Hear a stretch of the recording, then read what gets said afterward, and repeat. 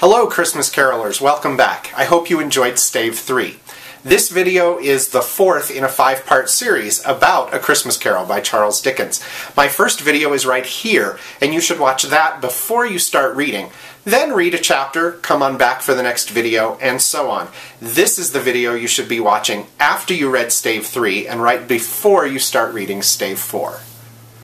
Stave 3 starts with the second of the three spirits showing up at Scrooge's house. This is the ghost of Christmas Present, and he is surrounded by all sorts of lavish Christmas food and decorations.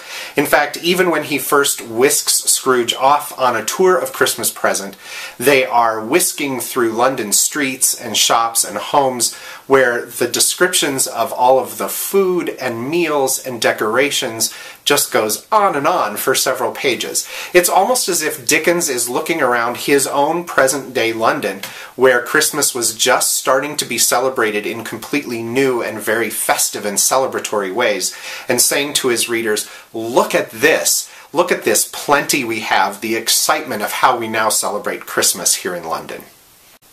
As I mentioned in my last video, Stave 3 is the longest of the 5 chapters in A Christmas Carol, and it's also the chapter with the most famous scenes and lines from this book.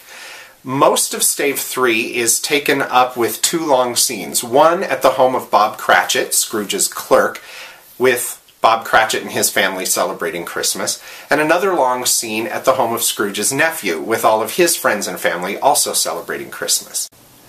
In both households, Scrooge is brought up as part of the Christmas Day conversation, although in a little bit different way in each case.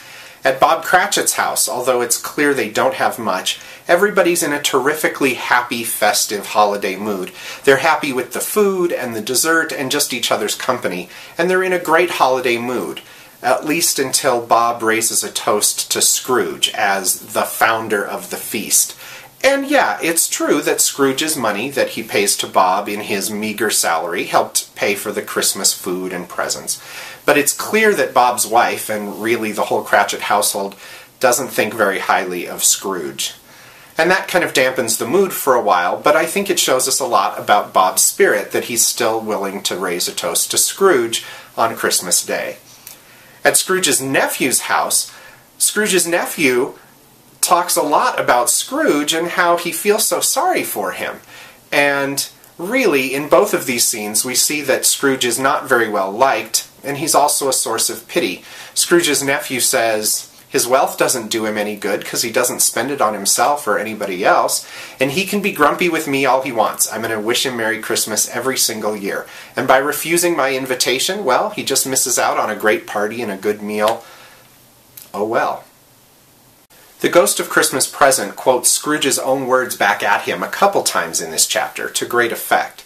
The first time happens at the Cratchit's house, when Tiny Tim, despite all of his misfortunes, says, "God bless us, everyone." This really touches Scrooge, and he asks the spirit if Tiny Tim will live. And the spirit says, well, no, if nothing else changes, he won't live to see another Christmas. But what of that? If he be like to die, he might as well go ahead and do it, and decrease the surplus population. This is what Scrooge said back to those guys collecting for charity back in Stave 1, and Scrooge suddenly feels terribly ashamed to hear those words applied to Tiny Tim, who's touched him so much. The second time Scrooge's words are quoted back at him are at the very end of the chapter, and the Ghost of Christmas Present pulls back his robes to reveal 2 very small, needy-looking children, Want and Ignorance, he says their names are. And Scrooge is horrified, and he says, have they no refuge or resource? And the ghost answers his question with questions and says, are there no prisons? Are there no workhouses?